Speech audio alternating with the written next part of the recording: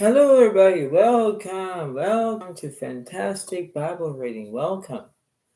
This is a very general reading that I'm going to impose. Basically, this is how it seems to be. I know that, the times where I do Bible readings, I do different things, but, this is how it seems to be. I know that, once I do a Bible reading, I do it, and I just do exactly how it seems to be.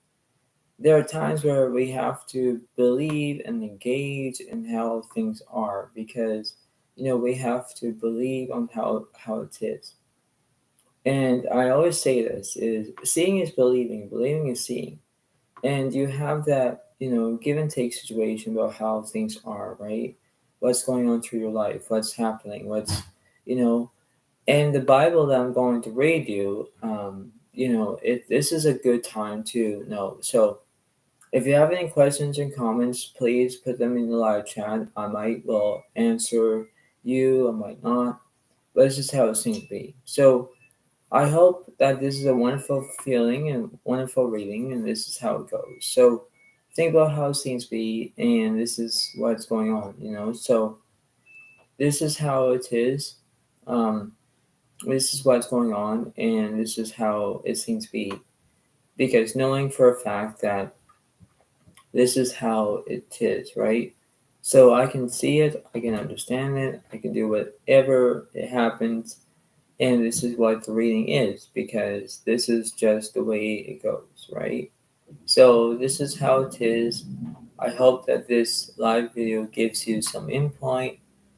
Give a like, give a comment if you want, and this is how it seems to be. This is a brand new start, and this is how the reading is going to go. I'm going to do how it is, knowing that this is just how it seems to be, and this is how it's going to be.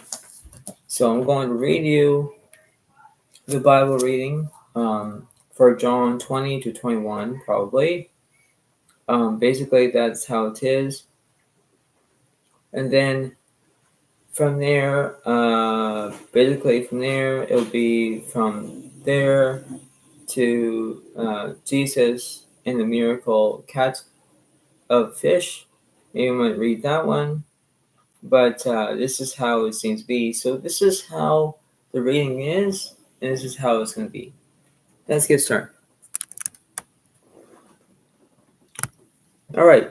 So this is going to be good. If you have any questions or comments, you can put them in the live chat, or you can say hi, whatever it is. So it says in the Bible that I'm going to read you. Let's see. Uh, uh, let's see. Um, Jesus in the miracle cat of fish. I'm going to read you this one here, and then I'll read you it. It says, afterward, Jesus appeared again to his disciples by the Sea of Galilee. It happened this way. Simon Peter Thomas, also known as Demetrius, Nathanael from Cana in Galilee, the sons of Zebedee, and two other disciples were together. I'm going out to fish. Simon Peter told them, and they said, we will go with you. So they went out and got into the boat, but that night they caught nothing. Early in the morning, Jesus stood on the shore, but the disciples did not realize that it was Jesus. He called out to them, friends, haven't you any fish? No, they answered. He said, throw your net on the right side of the boat, and you will find some. When they did, they were unable to haul the net in because of the large number of fish. Then the disciple whom Jesus loved said to Peter, "It is the Lord." As soon as Simon Peter heard him say, "It is the Lord," he wrapped his outer garment around him, for he had taken it off, and jumped into the water.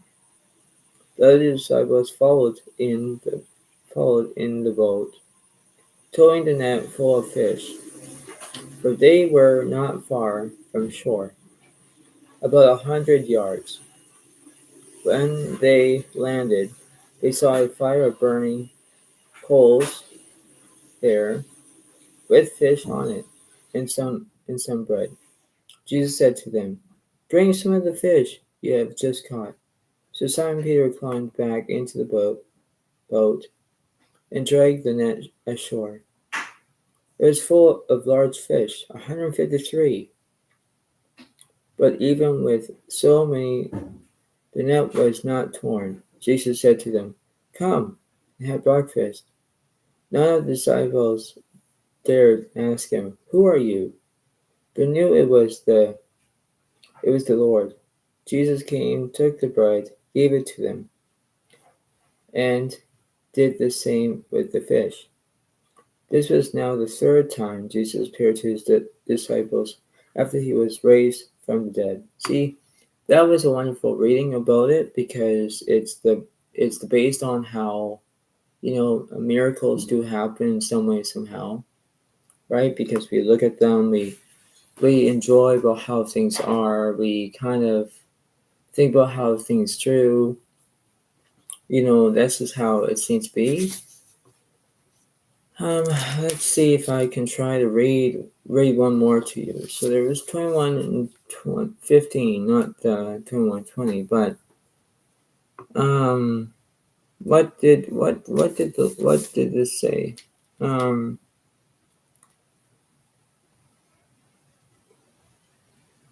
So this is what Jesus reinstates Peter. I could read this chapter, but it's a long chapter. So what I'm saying is that when I go back into the reading of what I just said about the Jesus and miracles, the catch of fish, there are things that there were, and it's the things of how it seems to be. Because, in other words, we have to impose that situation where we have to believe on how it is, right? This is like a give and take situation. This is how we can reflect on how things are. Miracles do happen some way, somehow, but this is how it seems to be. It's the way of how to do it. It's the way of knowing what to do. And whenever things go the right way, the wrong way, the whatever it is, you have to believe about how things are. It's the way of knowing what to do, and whether things are good or bad, you have to look at them, right? It's the way of knowing. It's the way of do your best, do your part, do your way of how it goes. But this is how it is, right? So I'm going to read you one more chapter. Basically, this is how it is, and this is how it's going to be, because this is how it is. So I'm not going to go too far of the reading. But if I go through, uh,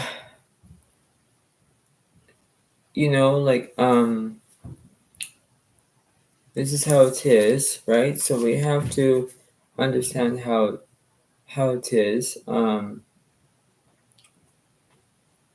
Like if I do something as it is, like if that's how it is. But if I read John 15:12 over here, the world hates the disciples. I'll read that because I know the chapter over here as well. Okay, so not that far. But this is how it seems to be, right? And I'll read you this chapter, and then if you have any questions or comments, that's how it is. and my live video will be over as well. So I hope that this reading enjoys. Give it a like, give it a comment, and enjoy, and watch my video as it belongs. Here we go. It says here. It says here. The world hates the disciples. It says, if the world hates you, keep in mind that if hated me first, if you belonged to the world, it would love you as its own.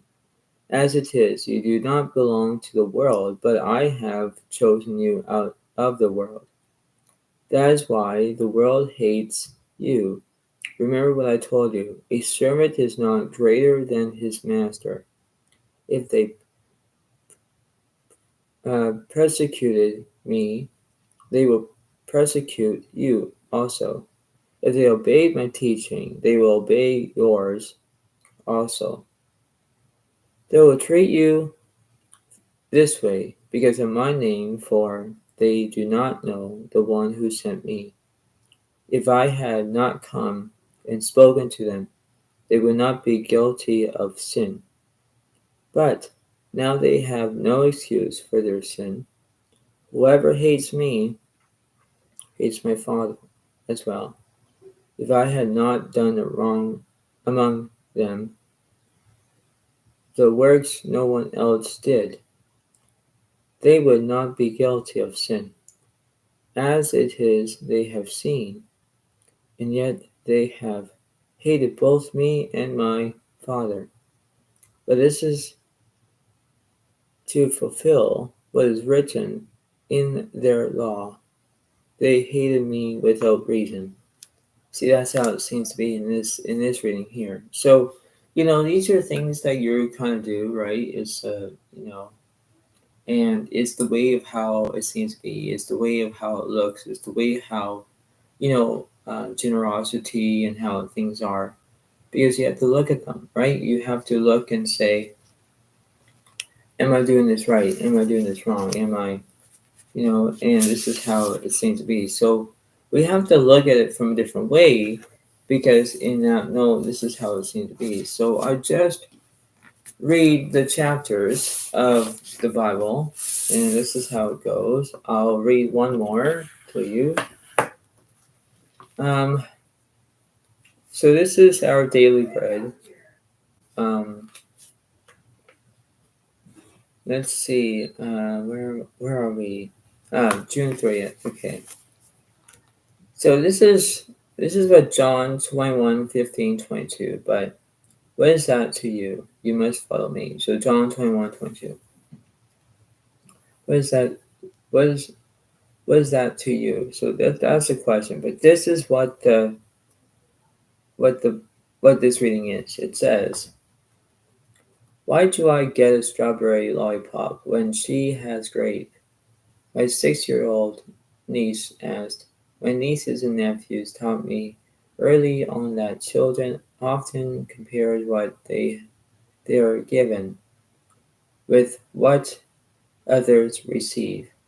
This means that as the doubting ant, I better exercise good judgment. I took some time to compare the things God gives me with those He has given others. Why do I have this? She has that. I ask God. My question reminds me of what Simon Peter asked Jesus by the Sea of Galilee. Jesus had just given restoration and forgiveness to Peter for his previous denial of him, and was now telling him that he would glorify God by dying a martyr's death. Instead of answering yes to Jesus' invitation to follow him. However, Peter asked, Lord, what about John?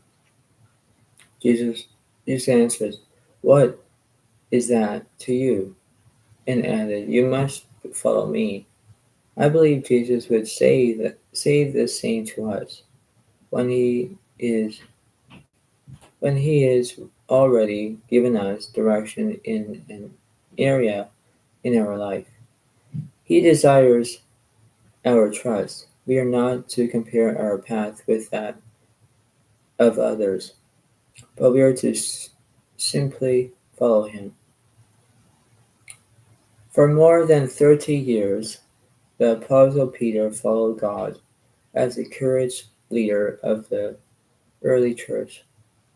Historical records also show that he fearlessly embraced death under the evil Emperor Nero,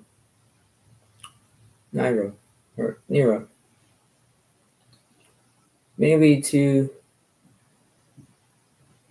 be steadfast and unquestioning in following God, trusting His love and direction. So that's how it seems to be. Okay, and it says when he has when when have you compared your situation with that of others? In what practical ways can you follow God? Dear Jesus, please help me to trust and follow you. So, that's what it says in the Bible, in this little handbook here. I'll just read you just here. So read you here, and that's how it seems to be. So we underestimate of how things are in our own lives, and this is how it seems to be because practical. This is how it seems to be, right? So I know that this is just how it goes, and I hope that this is a wonderful reading, you know, and this is what it seems to be. So I understand how it is much, and have a good time. Thank you very much. Have a wonderful day. Now see you next time. Thank you.